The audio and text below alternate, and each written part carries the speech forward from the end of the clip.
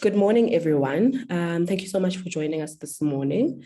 This is the Occupational Health and Safety webinar powered by the Black Business Council in the built environment, and in particular, our training department. I hope I'm sufficiently audible. If I'm not, please give me a shout.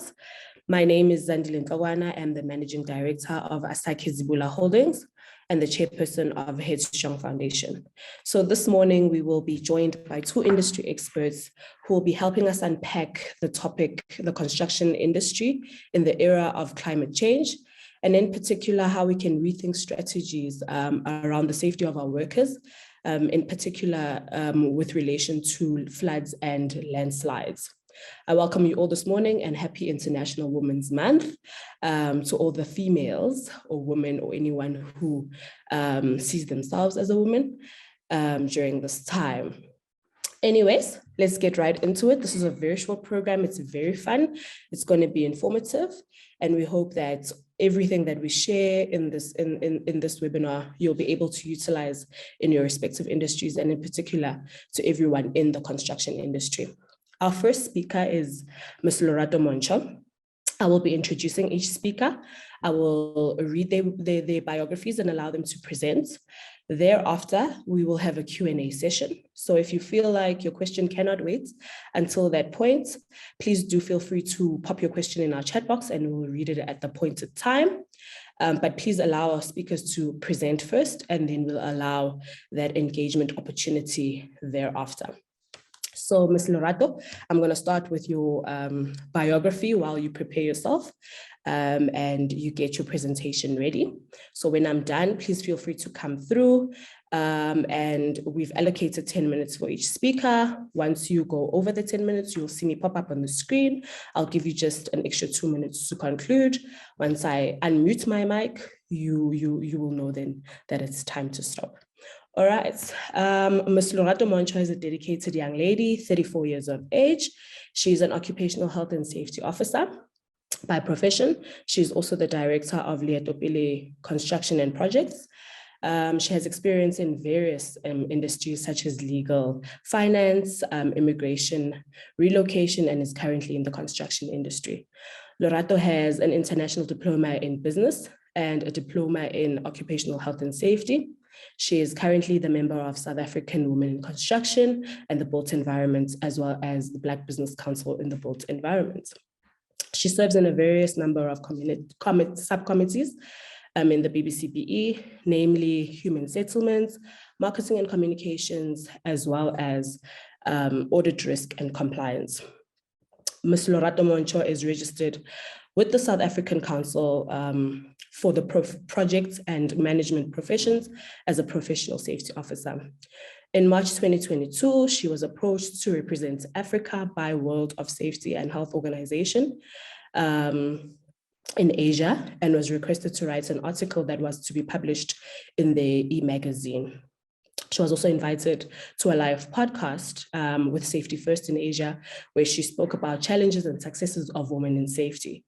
She was also nominated for the Safety Influencer Award in 2022 and also formed part of the BRICS International Youth Forum and Public Diplomacy in April 2022.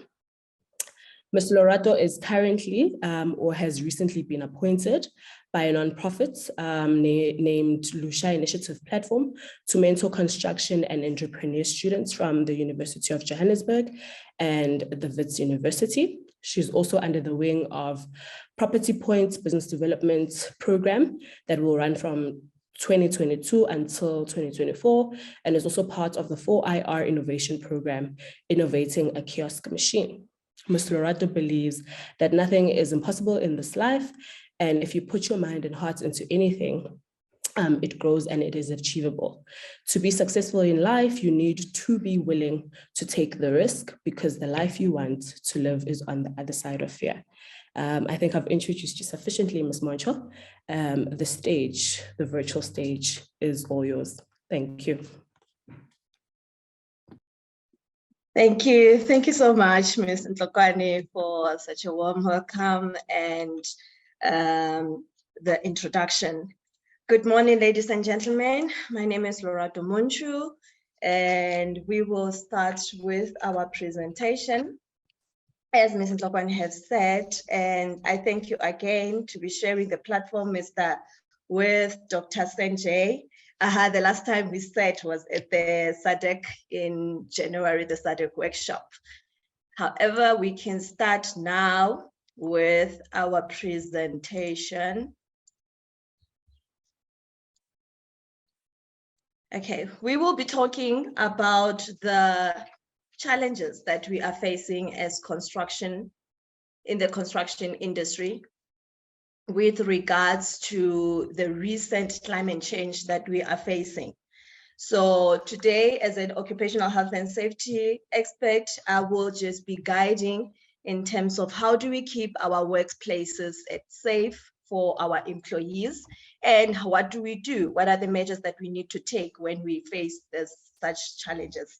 And before we start, I just want to mention that our construction industry is directly affected by the weather events that we are facing.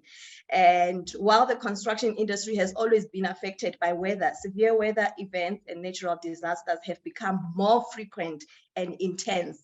So it leads us as contractors or even principal contractors to always be a step ahead before we can face such climate changes.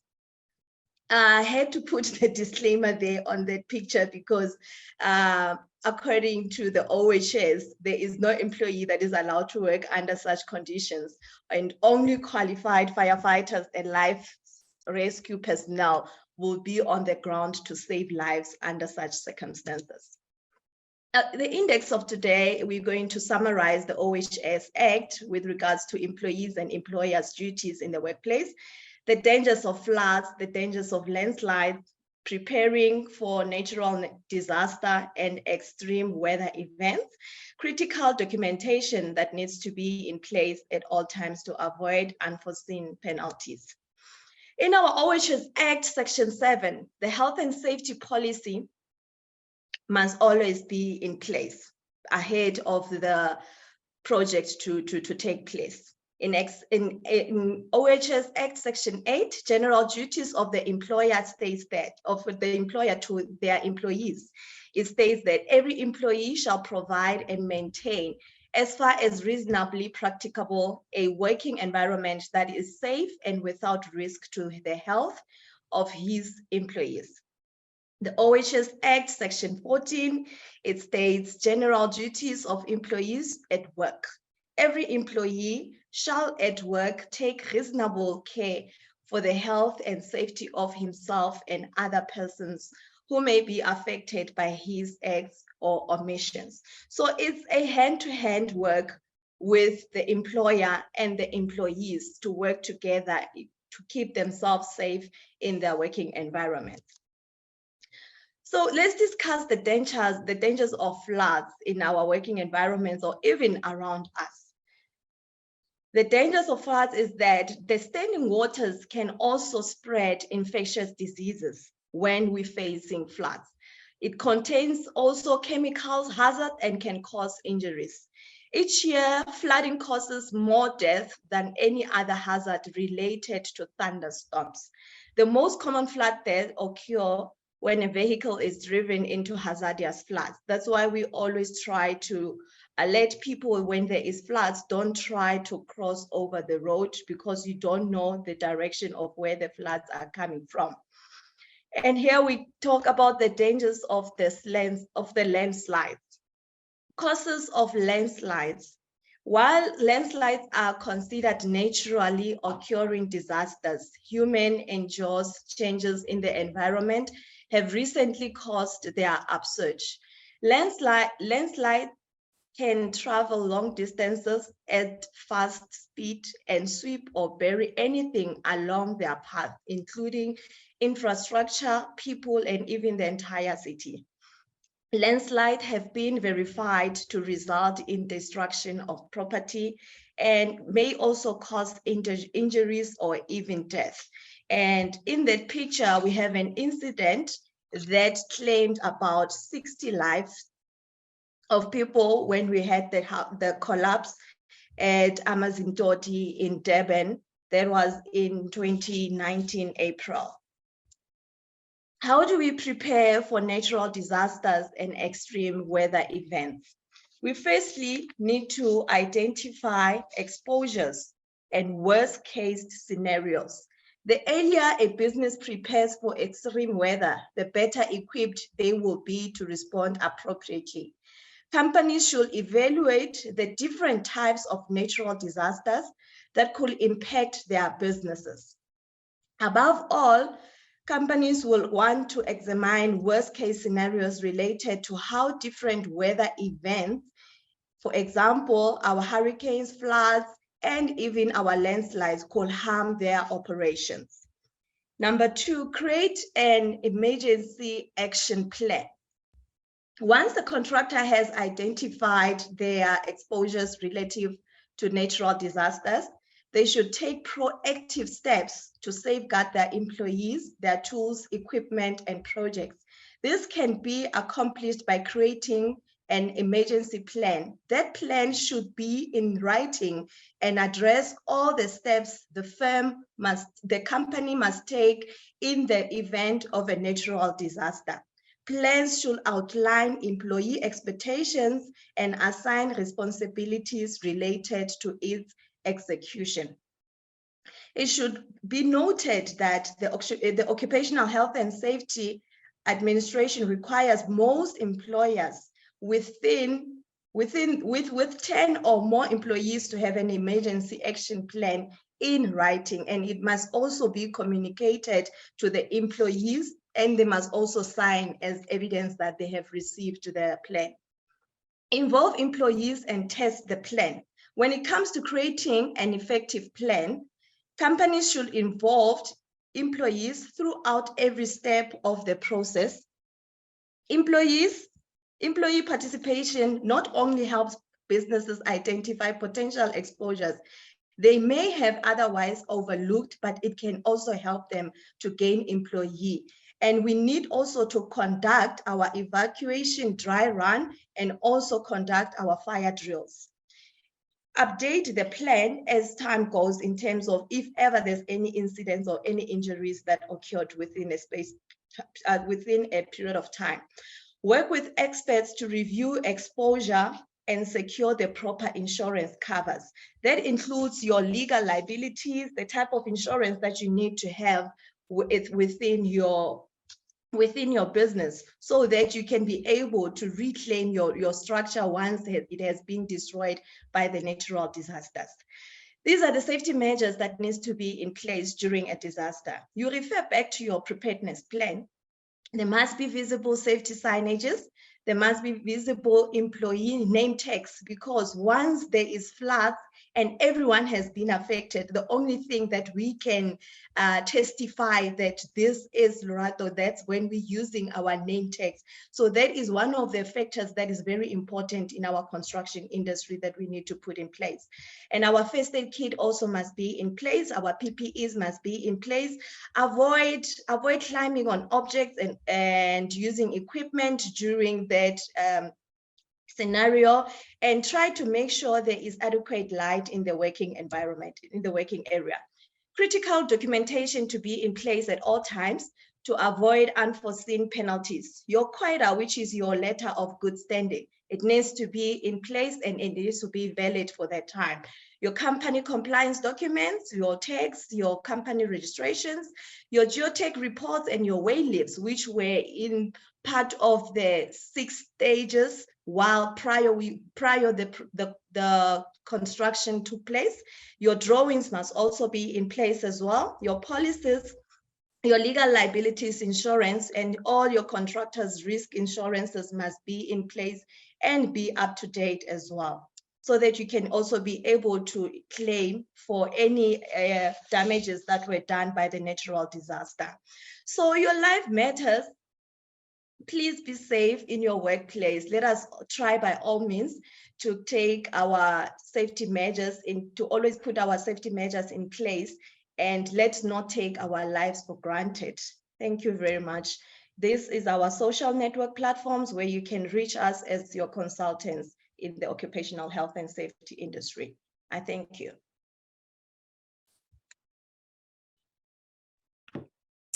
Thank you so much for that presentation, Ms. Moncho. I think you really unpacked the OHS Act and actually summarized it enough for us all to understand. I'm going to open the floor for questions before I take a bite myself.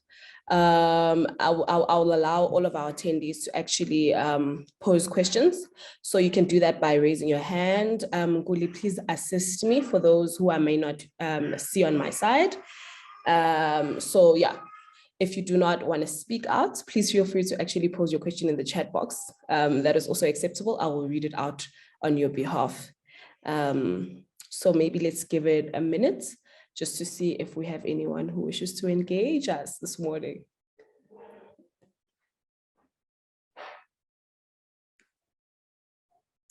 All right, Miss Didintle.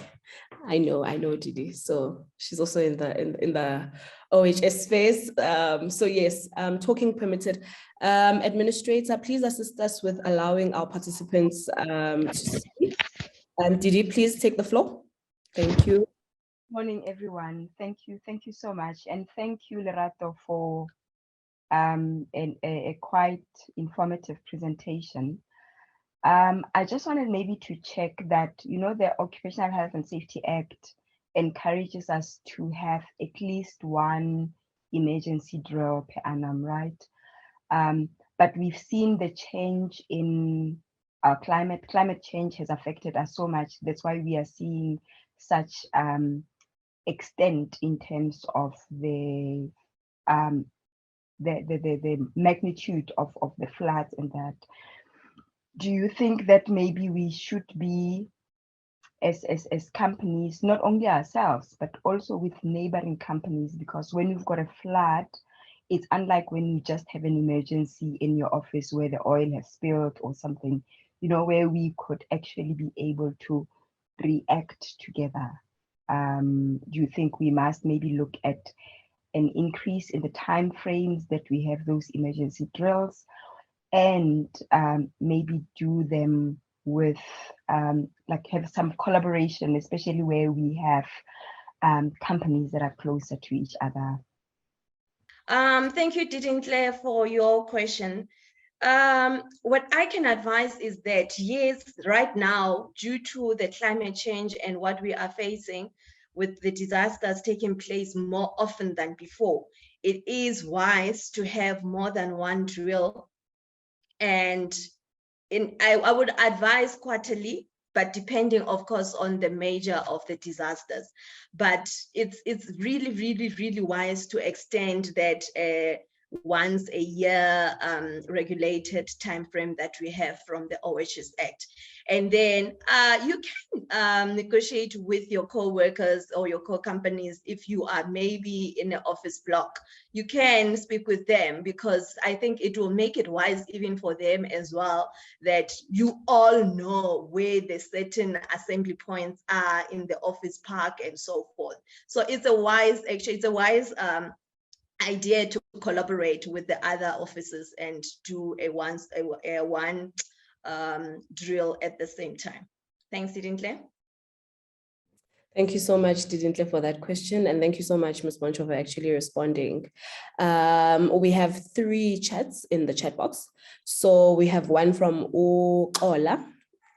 I'm not even going to try to pronounce the surname because I don't want to murder it.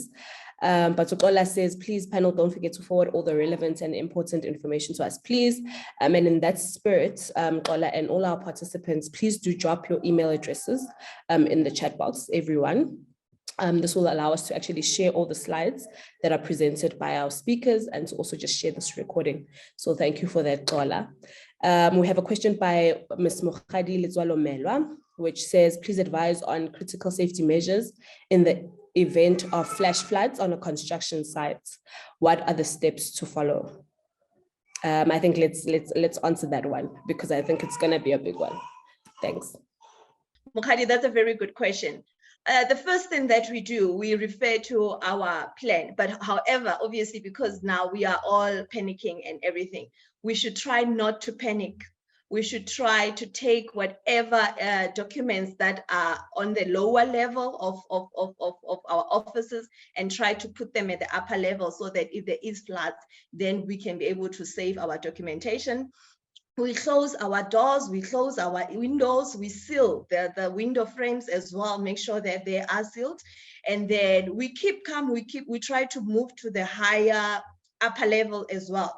Try by all means, but we don't run, we just walk and be safe as well. But no walking outside the building, no one goes to the parking lot, and no one goes to fetch the kids from the school. I need to emphasize this. When there is a flood and you are in the workplace, there's no one who needs to leave the workplace until the authorities from the radio news or the television says that it is safe to move to a certain area and not a certain area. But try to be situated where you are until it is safe for you to go outside. The kids are safe at school. They've got trained teachers that are taking care of them. I think I have summarized the answer for you. Thank you. You did. Thank you so much, Lorato. I think most of the issues we have related to some of the injuries on site is that panic that we normally have as people. So I like how you continue to say, stay put and really just be at your assembly points and stay calm. I think that's important. We have another chat in the chat box.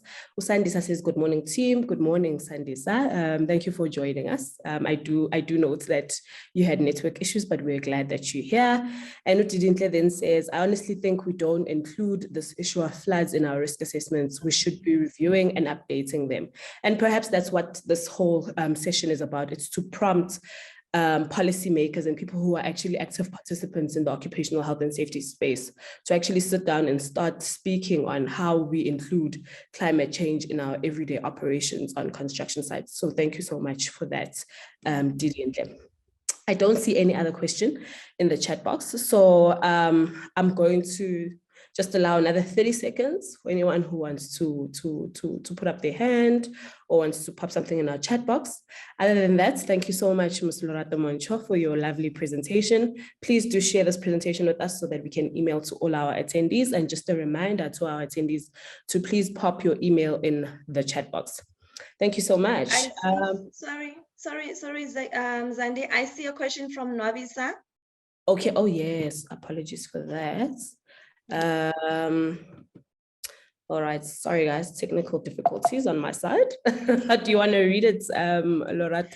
Okay, good morning. Is there any specific number of emergency coordinators that need to be appointed? And do they need formal SAQA accreditation training? Okay, our emergency coordinators, they can be appointed, and yes, of course, you need to have a risk assessor training that you need to take, and your emergency coordinating training as well that you need to take. But there is no certain number. It just depends on the size of the project and the number of people that you are working with. But there is no exact number that says that you need to have 5 emergency coordinators and so forth. But yes, they should be trained. They should be trained and have the qualifications as well. Thank you. All right, thank you, Nwabisa, for that question, and I hope it was sufficiently answered. We have one more comment in the chat box from Lwazi Hlajwayo, which is great session and good insights. Thank you. Thank you so much to all our attendees. We really, truly appreciate you being here. I don't know, I think we can move on to our next speaker with your allowance. Ms. Lorato, is there anything else you want to share with us? Is there anything you want to talk about? Thank you. Thank you so much for the time. Thank you. Thank you so much. Thank you. Our next speaker is Dr. Sanjay Manu from the South African Institute of Occupational Safety and Health.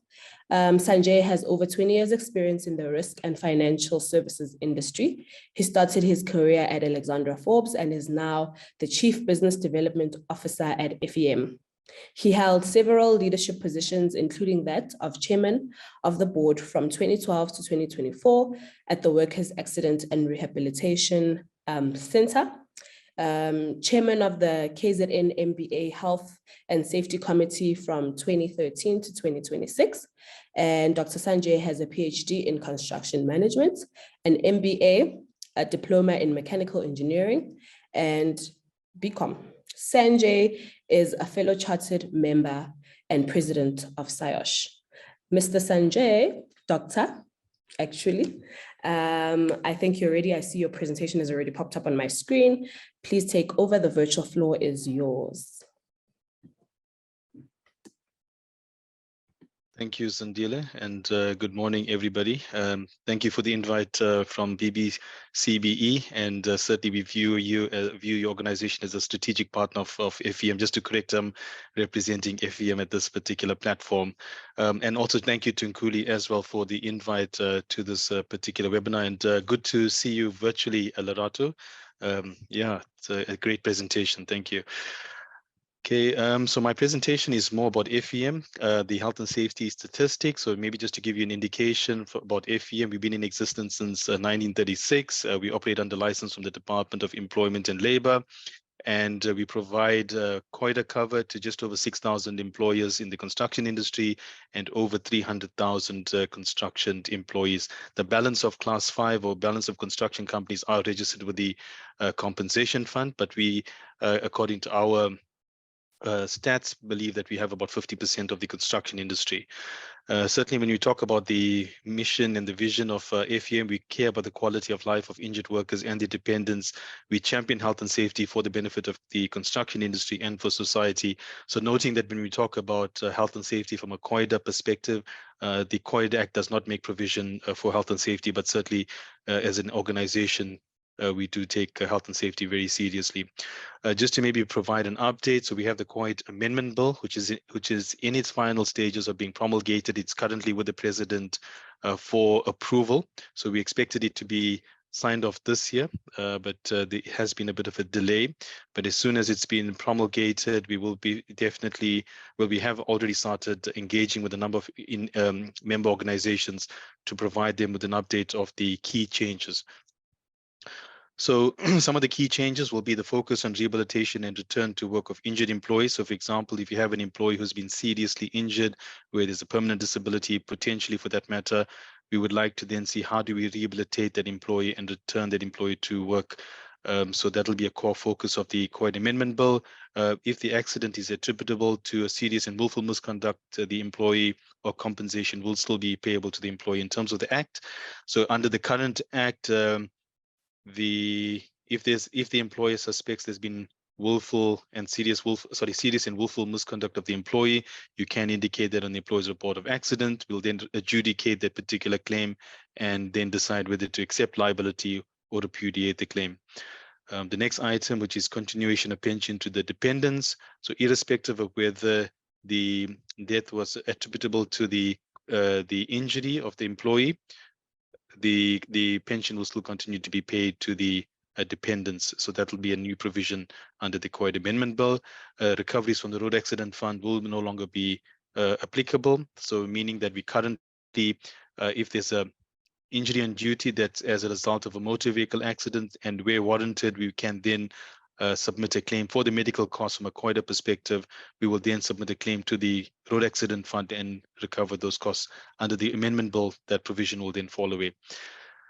Okay, the next item is penalties for non-compliance with COIDA.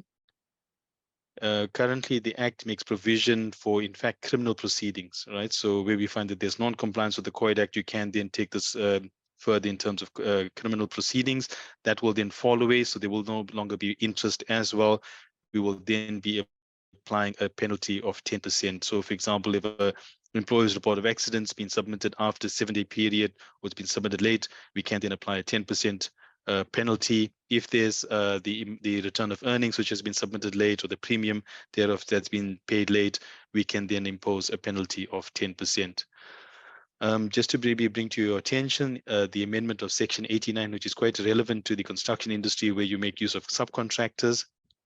But technically how it works, so there's, in terms of Section 89, it's not a major change, but more a change in terms of the wording. So replacement of, for example, mandator with contractor and contractor with subcontractor. So this used to cause a bit of confusion.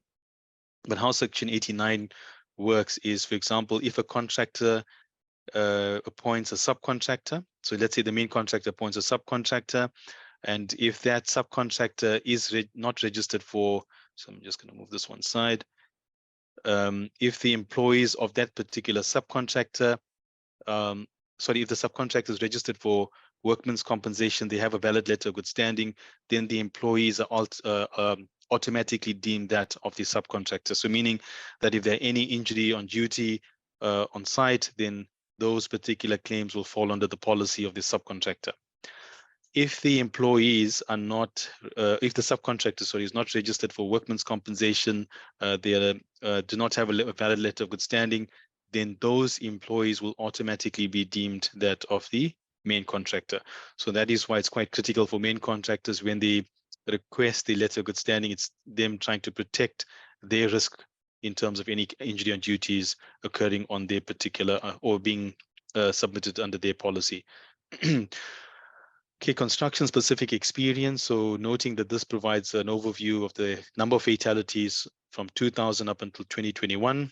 And there've been 1,592 fatalities that we've registered at FEM, and those are from the 6,000 employers. So over a period of time as well, there would have been a fluctuation in terms of the number of policyholders. We've seen it increase over the years, but certainly looking at, we're not sure what the rest of the statistics looks for the construction industry, noting that they are with the compensation fund, but certainly very alarming statistics when you look at it at just an average of about 72 fatalities per year from 2000 till 2021. When we look at the statistics from 2022, there were 45 fatalities, and noting, that in 2022, there were lockdowns and we had COVID-19. So the unfortunate part is that majority of the fatalities were as a result of motor vehicle accidents, where 20 fatalities occurred. We had 57 permanent disabilities that did not result in pension. So when we talk about a permanent disability not resulting in a pension, means that the severity of the permanent disability is 30% or less. So meaning that if an employee, we have a guideline. So if an employee loses a finger or a hand, we will then say 2% or 10%. And if the severity is less than 30%, we will then pay out a lump sum for the permanent disability. But noting that in terms of Schedule 4, the minimum compensation for a permanent disability not resulting in a pension or a lump sum will then be a minimum of about 90,000 Rand, which is a huge amount in terms of this when we're having just over 470 permanent disabilities for 2022. In second place, there were 8 fatalities as a result of struck by. So maybe to give you some insight from an FEM perspective, we have a subcommittee that's been established to focus particularly on struck by incidents. We note that over a period of time as well, struck by has been one of the top 3 cause of fatalities. So definitely and also noting that the high number of accidents as well, 1,860, where we saw that 32% of all these accidents registered at FEM are as a result of struck by. So that committee will then be analyzing the statistics, looking at it from the perspective of what sort of measures need to be implemented according to the scope of work, according to the subclass as well. For example, civils will be different to plumbing or to building as well. So we have all the experts from different member organizations who sit on the particular committee. Noting that in 2021, there were 58 fatalities, 12 as a result of motor vehicle accident, 11 as a result of inhalation, absorption, and ingestion, but that was related to COVID-19. And then 10 as a result of struck by, but also noting once again that 2,230 of those accidents were as a result of struck by. In third position, they were fall onto different levels, where we saw that there were 10 fatalities and 114 permanent disabilities. So definitely a cause for concern. When we talk about the nature of the injuries, so looking at amputation or removal of organs for 2022, there were 82 of those incidents. Bone injuries, we saw that we have 564, miscellaneous insect bites and reptile bites, 1,150, joint injury, dislocation, sprain, injury to cartilage, there were 573 incidents of that. Noting for 2021, amputation or removal or of organs. There were 95 incidents thereof. So when we talk about the cost of accidents as a corridor insurer, so we're definitely there to provide the funding in terms of hospital expenses, medical expenses, temporary total disablement, for example, where an employee has been booked off work by a doctor for 3 or more days. We will then, the employer has to, of course, reimburse the employee TTD for the first 3 months at 75%, and thereafter, FEM will start reimbursing the employee, but we will then reimburse the employer as well for those months that the TTD was paid. If there's a serious accident where we have to then pay out a pension to either the injured employee or to the dependents, we then provide for a capitalized value. We will then pay for that those monthly pensions. The unfortunate part is that the indirect consequence is that it has an impact on the individuals and the family, the trauma that the individual goes through, income shortage that we will not cover 100% of the salary, it'll just be up to 75%, noting that also the impact on the company as well, when we know that the construction industry has been faced with severe financial challenges and profitability and revenue, where we see that there's a number of companies actually liquidating or cease trading as well. They will have an impact if we have to then potentially load a policy as well. We do pay out merit rebates, but certainly if there's a high loss ratio, then it will then result in a loading for a particular policy. But also noting that when an employee has been injured, that employee has to then be replaced, by somebody else to take on the responsibility and the work. The trauma as well that's been experienced, where we see that some of the companies, a smaller company, for example, where there was a motor vehicle accident that killed 4 of the employees, they had to shut down for a period of about a week and a half because the rest of the employees were so traumatized. So, those are the type of impacts that will have severe repercussions for the construction industry. So part of the COID amendment bill, it talks about rehabilitation. I won't go into too much of detail, but how do we then get an employee who's been severely injured back to a level that they could become actively active in terms of the workforce and contribute to society from an economic perspective. We do have the FEM's upskilling and reskilling program, for example, where a pensioner has unfortunately been unable to work within the construction industry. How do we upskill that individual, perhaps provide them with training in health and safety, or provide them for funding to obtain the truck driver's license, or how to start a small business? But certainly what we want to see is that the pensioners can then become actively involved in the economy and be able to, of course, support the extended families as well. From a health and safety perspective at FEM, I'm not going to go into too much of detail due to time constraints, but noting that we do pay out grants to a number of industry bodies, and they expect to engage and support the industry in terms of health and safety. We do have the FEM Construction Health and Safety Committee.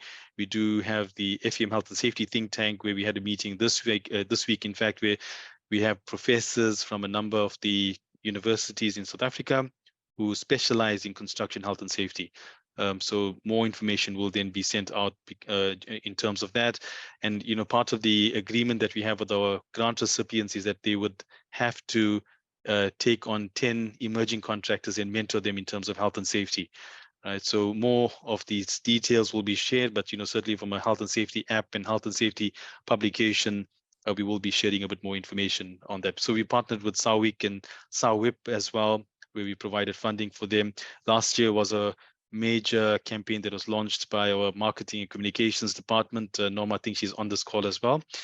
So it was Zero is No Accident, and certainly it had a huge impact in terms of trying to change the behavior of employees, where we trying to encourage employers to work safer and, of course, strive for that zero accident, right? So many experts within the construction industry, and in fact other industries, will indicate that zero accident is impossible, but noting that for a number of FEM policyholders, where we've looked at it over a period of time, that zero accident is very possible, and certainly it's a testament that that's the goal that ultimately an employer should be working towards.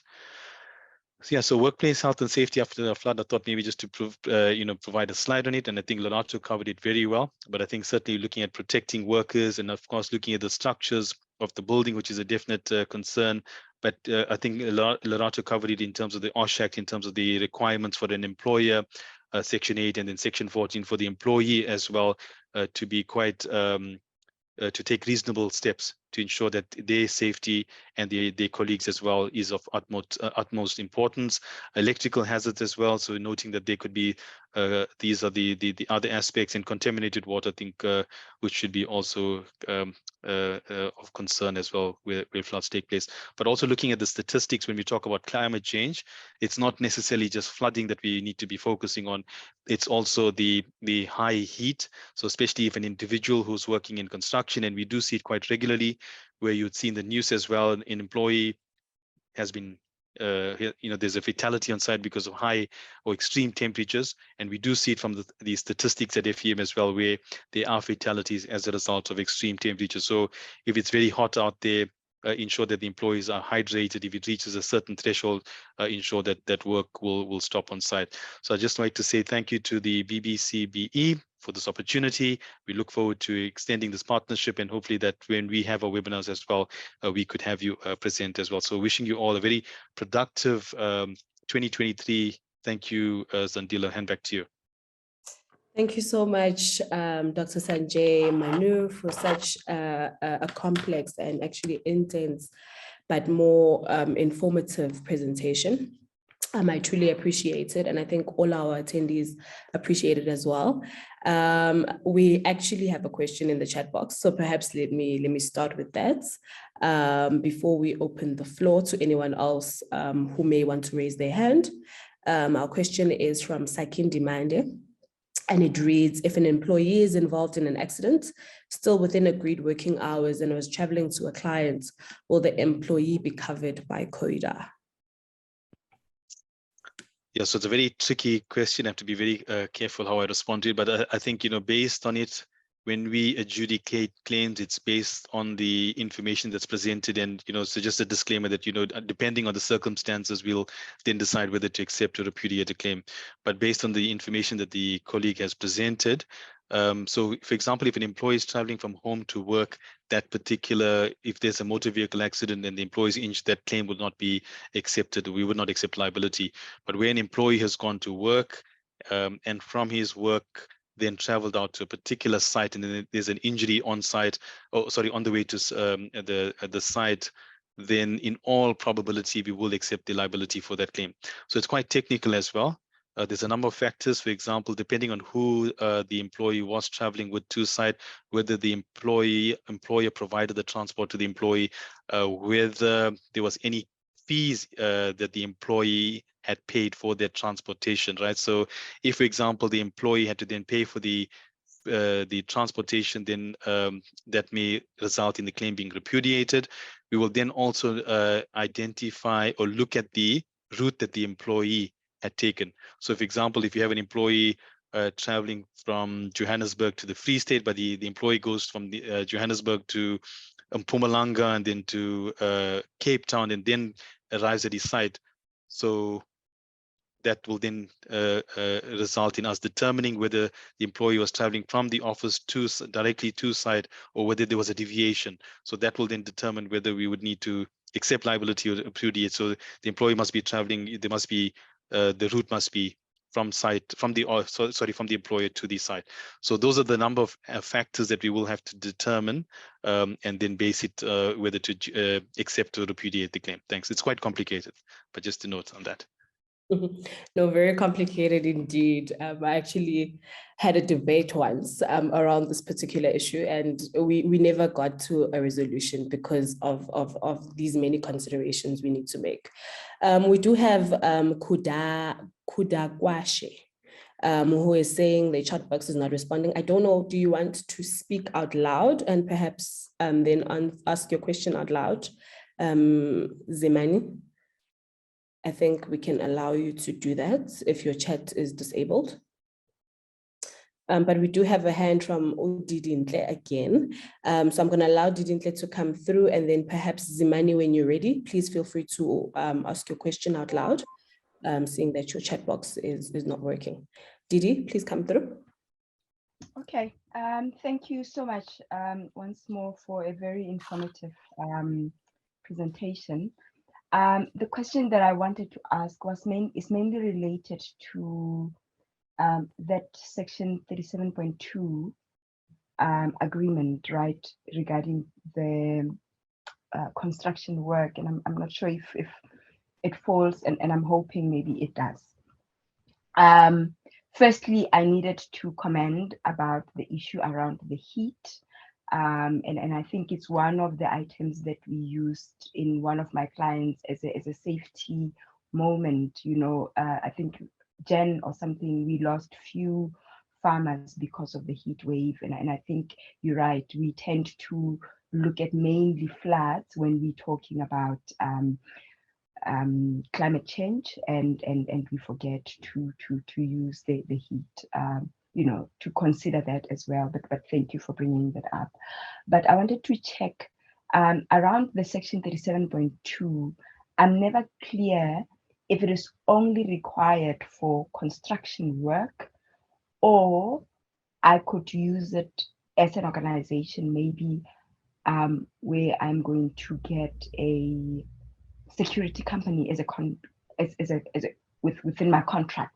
It's not construction work, but I'm going to have maybe a cleaning or a security company. Do I have to use a section 37.2, or would my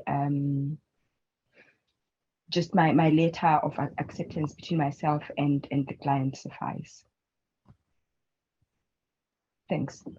Thank you, Didi. Yeah, so I think, yeah, definitely from my side, it would be, so in terms of the COID Act, it's under section 89. So it's, I know the OHS Act has that section 37.2, but certainly when we talk about it from a COIDA perspective, it is not only applicable to construction, so it's applicable to all employers. So, you know, remember, COIDA is compulsory insurance, meaning that if you have one or more employee in South Africa, you have to register for workman's compensation. So noting that from a COIDA perspective, it's a requirement that everybody should be registered for workman's compensation, but we do know that there are subcontractors who are not able to afford it for that matter, and then an employer can make the determination whether to cover those employers under his particular policy, but noting then what the process would be, that the employer or the main contractor for that in this instance would have to then declare the earnings under his in terms of his return of earnings for the subcontractors. So there's a whole host of risks that are applicable. Yeah, so irrespective of whether it's a construction company or whether you're taking on a security company as a subcontractor, or as a contractor, whether it's a stationary company who's basically, or whether it's, yeah, so even if it's a labor broker for that matter, who's not then registered for workman's compensation or does not have a letter of good standing, then those employers are automatically deemed that of the main contractor. So section 89, in this instance, if there are any injury on duties, we will then cover those claims under the main contractor's policy. So it's just to encourage all employers to register for workman's compensation. Thanks. All right. No, thank you, Dr. Said. I think you answered sufficiently, Didi. Is there anyone else who may pose a question? All right, perhaps let me also ask a question, Dr. Sanjay. You do speak of a lot of issues around why we would then have fatalities or injuries on sites. You speak about working at elevated heights, you speak about collapsing trenches and so forth. But what are the preventative measures that occupational health and safety officers normally overlook, the simplest preventative measures that we overlook, and you actually find that a number of your injuries or your fatalities are related to that particular issue? Or yeah, what is the preventative measure that one usually overlooks, the simplest? Thank you. Yeah, thanks for that, Zandile. So that question is quite interesting. So, you know, when we talk about it, and maybe putting my health and safety cap on, and some of the articles I've written over the years will indicate that, you know, we've got world-class legislation. I think when we compare and benchmark our health and safety regulations and legislation to even first world countries, noting even the ergonomics regulation. We now have the physical agent stages, the draft physical agent regulations, the noise induced hearing legislation. Very few even first world countries actually have that in place, right? So it's a case of, I would think, the level of compliance and whether the employer has the ability to actually ensure that there's compliance on site. But I think a critical component of it is the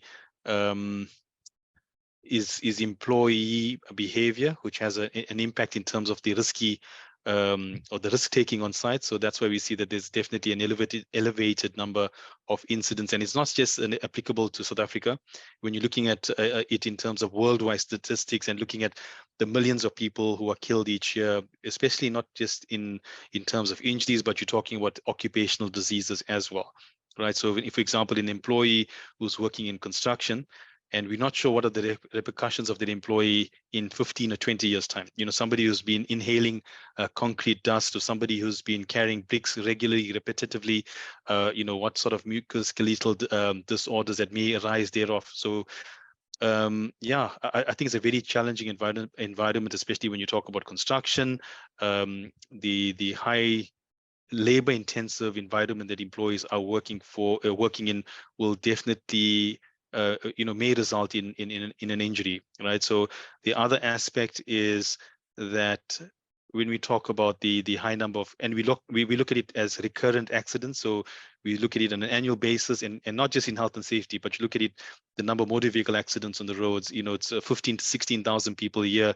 who die on the roads. And from an FEM perspective, we look at it, motor vehicle accidents, probably about 50 to 60% of all the fatalities that we cover.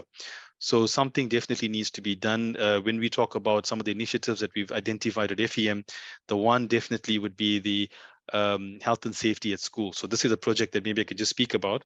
So we presented it and we've been engaging at it from a SIOS perspective, from an FEM perspective, and then we've engaged with our grant recipients and with LabourNet as well. So this particular project, so when we look at the individuals who've been killed on site, right, in construction, and we look at it and delve deeper, we note that a lot of them are between the ages of 20 and 30, right?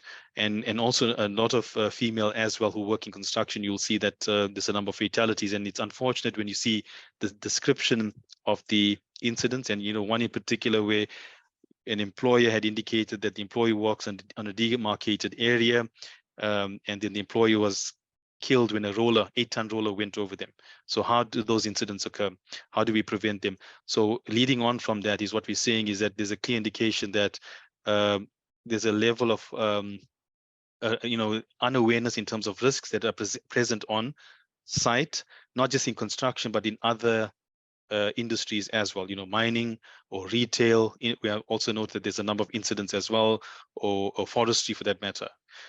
So what we're trying to say is that we're trying to go at it from a schooling level, where we're trying to say that let's educate the scholars to say that this is what the OHS Act is about, this is what the risk assessment is, so that when they go into the working environment, that they are much more equipped to know what the risks on site, so that they wouldn't now go and walk on a roof where there's a plastic sheeting and fall through it. And there was an incident last week where 2 people had been killed when they fell off a 15-meter scaffold. So yeah, I think those are some of the initiatives, but it's very difficult to pinpoint what are the key reasons. But certainly we do need to take action and work together, collaborate with organizations like the BBCBE, have these webinars and educate people. Ultimately, when we talk about these webinars as well, that the majority of individuals who attend are your health and safety practitioners who are definitely knowledgeable about health and safety. But I think what the initiative we need to start focusing on is how do we start educating and empowering the workforce that they're aware in terms of what health and safety is. Thank you. Sure. Thank you so much, Dr. Sanjay.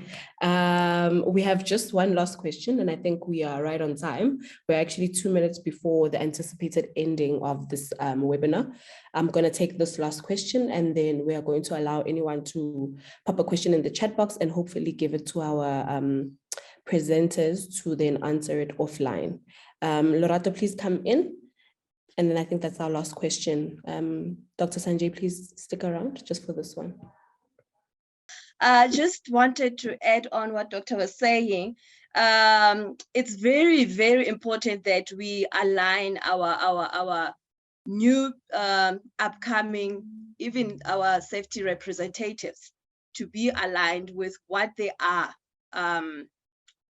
what they're supposed to do on site, and what are the advices that they need to give as well. Because it gets difficult, because as a safety officer, you'll be handing out advices, and then once they are not followed, then we get to face such challenges and such incidents on site.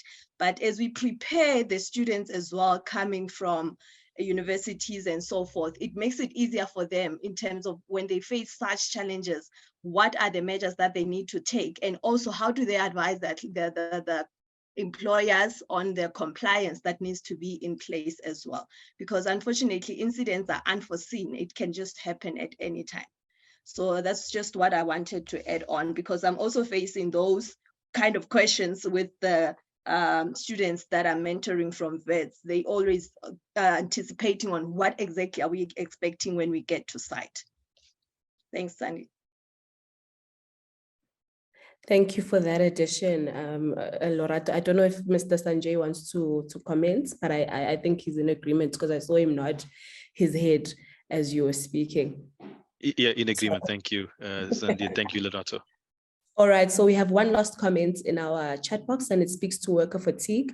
And especially with so much truck accidents in South Africa, it shouldn't be hard to recognize that tired workers will be more prone to both mental and physical errors leading to accidents and injuries in the workplace. And I think this is important. In fact, Dr. Sanjay, I was hoping you'd also touch on a bit of the mental aspect or mental issues or mental related incidents in our preventative measures that we often do not consider. But I think your presentation pack might cover it. So all our attendees may indulge once they've received that email post to this webinar. Thank you to everyone who has attended, and thank you so much to our speakers. Thank you to the BBCBE, the training department, for actually hosting this particular webinar. This was a very informative session, and we look forward to more sessions like this one. Do feel free to engage us. Our website is bbcbe.org. Please go on our site and look at what BBCBE is in fact dealing with and what we're actually about. And please feel free to look at our industry experts and what they are doing in their private spaces and careers, Dr. Sanjay Manu and Ms. Lorato Moncho. Thank you so much.